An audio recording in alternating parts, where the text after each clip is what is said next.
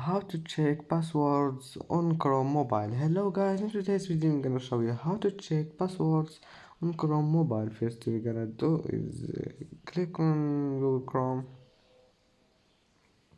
and click these 3 points here,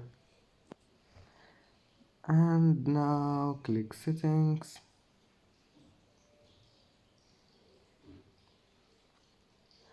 and then click passwords,